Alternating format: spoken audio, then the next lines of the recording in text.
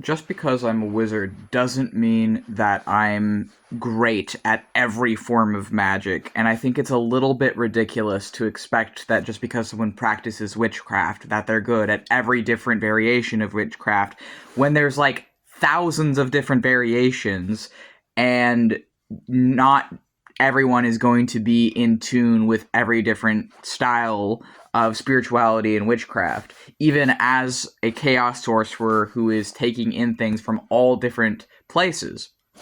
So this video is going to be about the witchcraft that I've noticed that I can perform continually very well with very good results versus the witchcraft that I am less practiced in and less good at.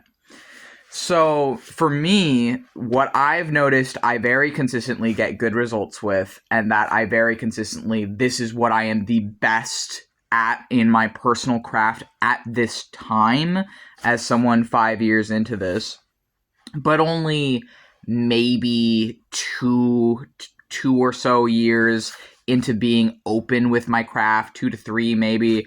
Because I did my Wizards initiation ceremony on New Year's of 2023. Before then, I was unlabeled and I was not really telling anyone outside of like very close connections about my spirituality. I also was a lot less, I would say, aware of like the history and etymology and different nuances that I've had to learn since then through reading books and through educating myself more thoroughly, which takes time. That takes years to do. So the things that I would say I'm the best at in my own personal craft is poppet magic is one of the things. I excel at poppet magic. If I'm doing a more complicated spell, oftentimes I will do it through poppet magic, and I find that to be a very effective means for me. And the other thing that I'm very good with is baneful magic. And I know that's pretty controversial, but I work with demons. I'm not going to shy away from baneful magic. Baneful magic, protection magic, that all of that, I would say I'm very good at that. And then, or at least I'm very confident there with that. I would say I'm pretty good at that. Like, I have never had any struggles there. There is one time I can think of that I had a curse backfire, and it was because I did it with a false intention without realizing it was a false intention. The person I had cursed, I had been told that I was cursing on behalf of another person, which was part of the problem. And it was the only time I've ever had a curse backfire on me. I was cursing on behalf of another person. The person I was cursing on the behalf of had lied to me, and I didn't know she lied to me. This person had told me that the person I was cursing had kidnapped her kids, and I believed her, obviously. Like, if someone tells you, like, a super serious claim like that, you're gonna believe them, especially if they're your friend. I didn't find out until many, many months later. I didn't find out until a very long while later that the person who told me that the person I was cursing had taken her kids was lying to me, was just bold-faced lying to me. And I genuinely had no idea, but it made sense in retrospect why the curse had backfired. Because at the time I was like, what the hell is going on? Why, because I'm not going to talk too much into the specifics of what happened, but I will say that was the only time I've ever had a baneful magic spell backfire on me, and it was because I didn't know that the person I was cursing on the behalf of was lying to me. And that's also why I don't do baneful magic for other people unless I know with 100% certainty, like, that they're telling me the truth. Because I thought, at the time that I was helping a poor mother out. I thought I was helping someone who had been wronged, like, societally. I thought I was helping someone who was down on their luck, whose kids had been taken from them. And in retrospect, now I know that that's not what I was doing. I was helping an abusive, narcissistic mother who was lying to me about her kids, try and get revenge on a family member of hers who was protecting those kids. But I didn't know that when I had cursed that person. But that's why the curse backfired. I've never had any other curse backfire on me or any other baneful magic backfire on me.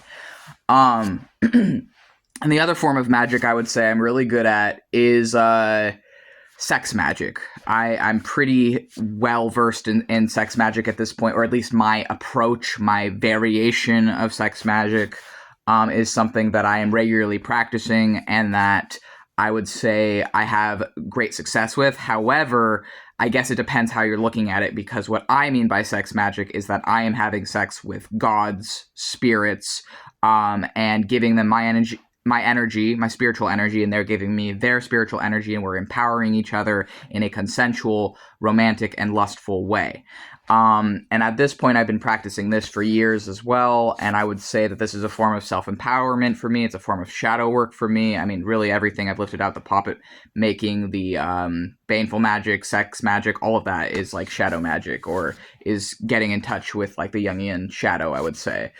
I mean, even just demonolatry, which is also something I practice, is also in alignment with that, because you could even see demonolatry itself as a form of like shadow work, and I would agree with that. So this is the forms of magic that I would say I consistently find I have the most success with, and that I consistently find I feel that I am best at in my craft. Things that I'm struggling with, forms of magic that I'm struggling with. Romance spells. I am struggling a bit with romance spells, and I think it's because I'm not as practiced in that, and specifically like spells to try and get a human partner to be romantic with. This is something I'm noticing is a lot more difficult for me than using magic to be with like jinn and demons and gods and whatever. Like that's a lot easier, I feel like. But using magic to try and be with a human, I'm finding is more complicated, and it's not something that comes naturally to me. So I am going to need more practice to find what works for me there.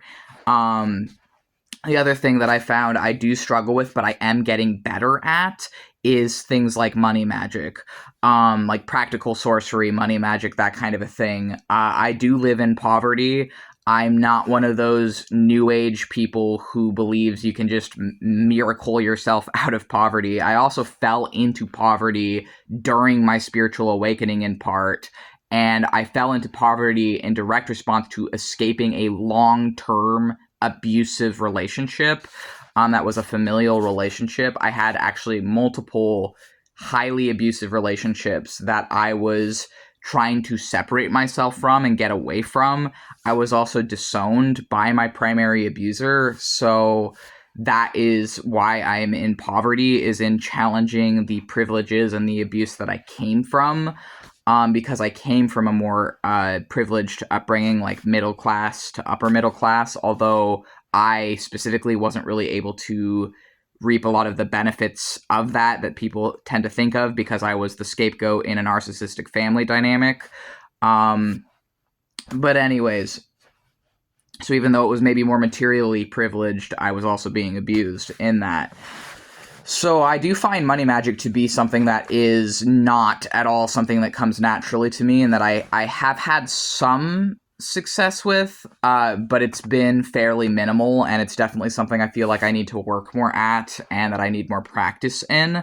I do think that money magic is possible. I do think that it is a real thing and a valid thing. However, I also feel like so damn easily occultists get classist. So damn easily occultists use stuff like money magic or whatever else to reinforce capitalism, to reinforce white supremacy, to reinforce all of these harmful BS systems that are really funded with billions of dollars to keep people separated and to keep them controlled. And the moment a witch starts talking like in very simplistic, oh, just believe that you're rich and you'll be rich type bullshit, I know they're a con artist. Or the moment they start talking about money magic and then I see that they're charging hundreds of dollars for like courses or whatever on their pages, I'm just like, okay, I can't trust you because you're just doing this for money. Like, you're getting money because this is a business to you more than it is an art form. And I don't fuck with that at this point. I've been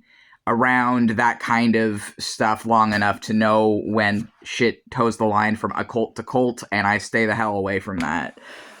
But yeah, I would say like that's where I'm at right now in my craft. I'm 5 years into this. The forms of magic that I have the most practice and experience, and also the best results with, is puppet magic, baneful magic, and sex magic, which all ties into my chaos sorcery and my demonolatry.